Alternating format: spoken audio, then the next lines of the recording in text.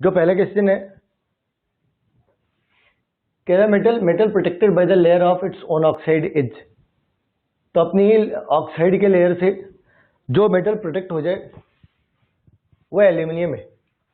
और होता क्या है, एल्यूमिनियम पानी के साथ या एयर के साथ कंबाइन करके क्या बनाता है, Al2O3। ये एक थीन यूनिफॉर्म लेयर होता,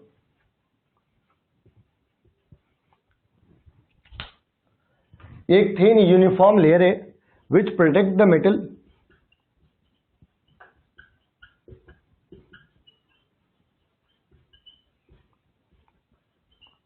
from further exposure, further reaction. तो ये हमारा एल्यूमिनियम है, इसके बाहर वाली सरफेस पे एल्यूमिनियम के ऑक्साइड बन गए। अब इसके बाद एल्यूमिनियम के ऑक्साइड किसी के साथ कंबाइन करते नहीं, वो एक थीन और यूनिफॉर्म लेयर होती है। तो अब उसके नीचे का जो मेटल है ना वो खुद ही प्रोटेक्टेड हो जाता। लेकिन Fe2O3 में क्या होता है, वो पोरस होते, तो वो क्या बेवकूफ़ी कर जाता, वो नीचे के मेटल को भी एक्सपोज कर देते। तो पहले एक पार्ट रस्ट लगा, फिर अगले पार्ट के अंदर ऑक्साइड बनता, वो अपने नीचे वाले पार्ट के लिए, नीचे वाले स्पेस रास्ते के लिए एक स्पेस छोड़ जाते। तो ऐसे करके मेटल एक साइड से दूसरी साइड तक पोरस हो जाता। और हम रस्टेड आयरन में ऐसे करके देख सकते, तो हमें सनलाइट आते जाती दिख जाती।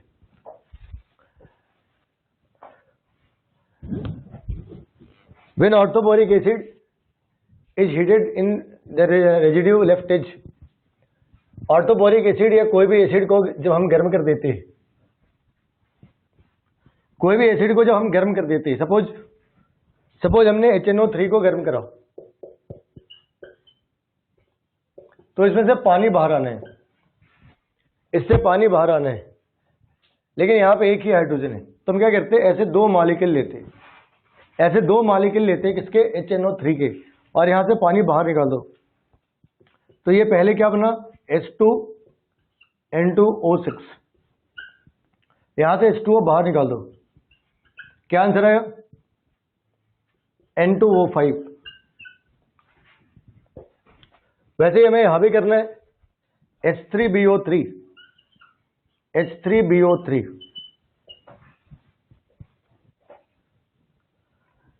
यहां से हमें पानी बाहर निकालना है। तो अगर हम 2 वाटर मॉलिक्यूल निकालते, तो उसके लिए हाइड्रोजन कम पड़ जाता। फाइनली हम इसे गर्म कर देते, और जब पानी बाहर निकल जाता तो B2O3 रह जाते। B2O3, यहां से हमने क्या करा, 3 वाटर मॉलिक्यूल बाहर निकाल रखे हैं। यहां से हमने 3 वाटर मॉलिक्यूल बाहर निकाल रखे हैं। इसे कितने वाटर मॉलिक्यूल बाहर आ गए, 3 माइनस 3H2O। इसे बैलेंस करके देख लो, तो यहाँ पे बचते कितने, B2O3, एनहाइड्रस बोरिक एनहाइड्राइड।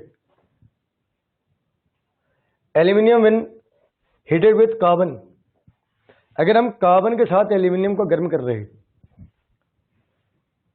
तो क्या क्या बन सकते हैं।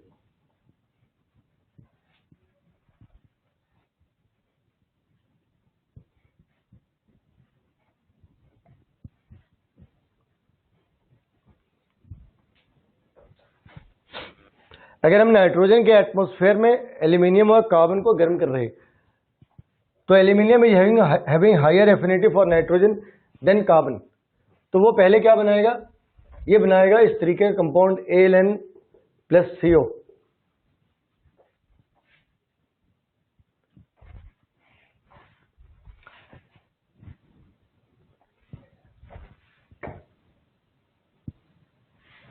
Which of the following is used as a mordant? Mordant क्या होते, they are used to fix color particle on fabric।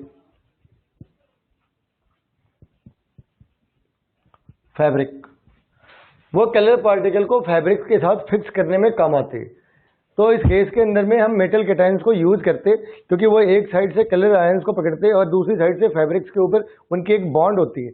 ये दोनों मिलके जब तक वो मॉर्डेंट है, जब तक डाई वहां से बाहर नहीं जा सकता, और ये काम एलम करते। ये काम एलम करते हैं। और एल्यूमिनियम का एक सॉल्ट है एलम।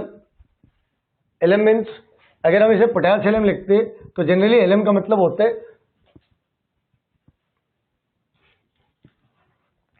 मेटल जो पॉजिटिव है, जैसे K2SO4.Al2SO4.24H2O। तो यहाँ पे M पॉजिटिव सॉल्ट है, फिर 2 नेगेटिव है, इंटू M3 पॉजिटिव सॉल्ट है, फिर सल्फेट है, into NH2O।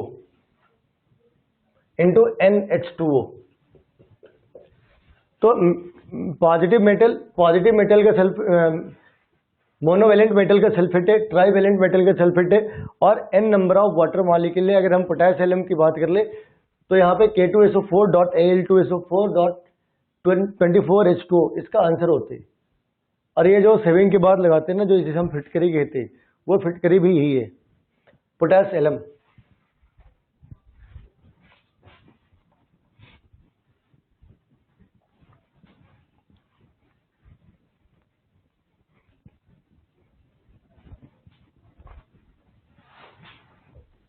Aluminium dissolve in molten, यहाँ पे इस वर्ड का ध्यान रखना।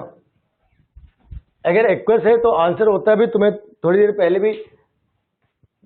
पहले भी हम लोग जब प्रॉब्लम डिस्कस कर रहे थे वहां भी ये बात देखा था कि अगर NaOH एक्वस है तो एक प्रोडक्ट बनता, और अगर NaOH मोल्टेन है या फ्यूज्ड है तो एक प्रोडक्ट बनता। इस वाले का फॉर्मूला क्या है? NaAlO2, और इस वाले का Na3AlO3।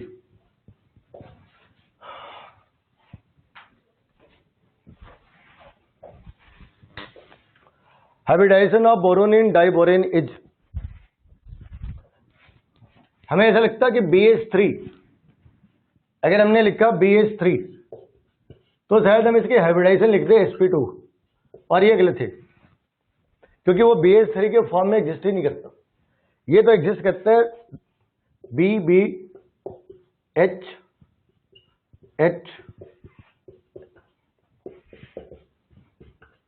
तो एक बोरोन के चारों तरफ कितने बॉन्ड हो गए? 4। अगर 4 सिग्मा बॉन्ड है तो आंसर होगा sp3।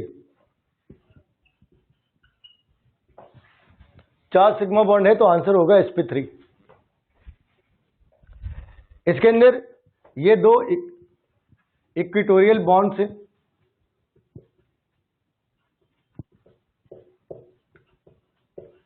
और ये 4 एक्सियल बॉन्ड है, 2 इस वाली साइड पे और 2 उस वाली साइड पे।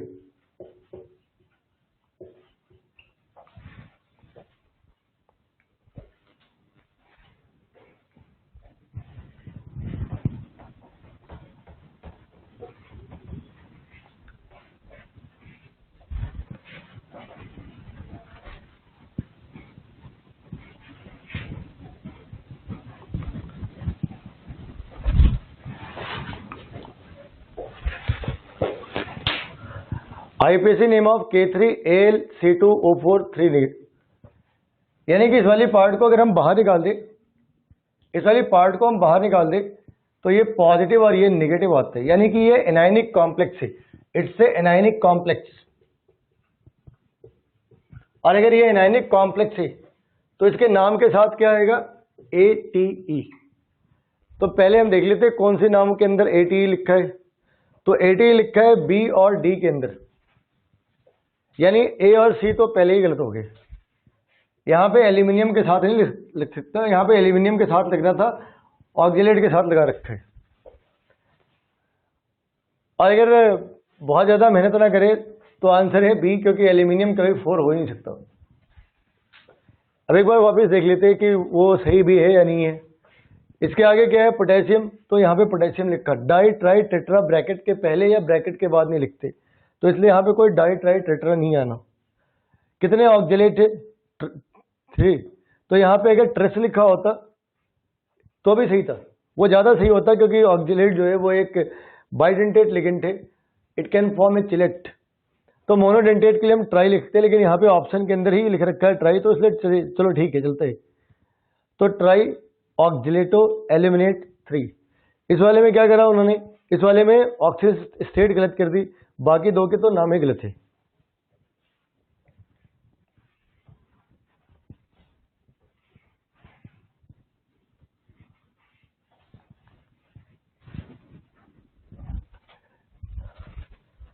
Ammonium nitrate plus aluminium powder, ammonium nitrate plus aluminium powder, इसका इस्तेमाल हम डायनामाइट के साथ करते हैं, तो ये एक्सप्लोसिव का काम करते हैं।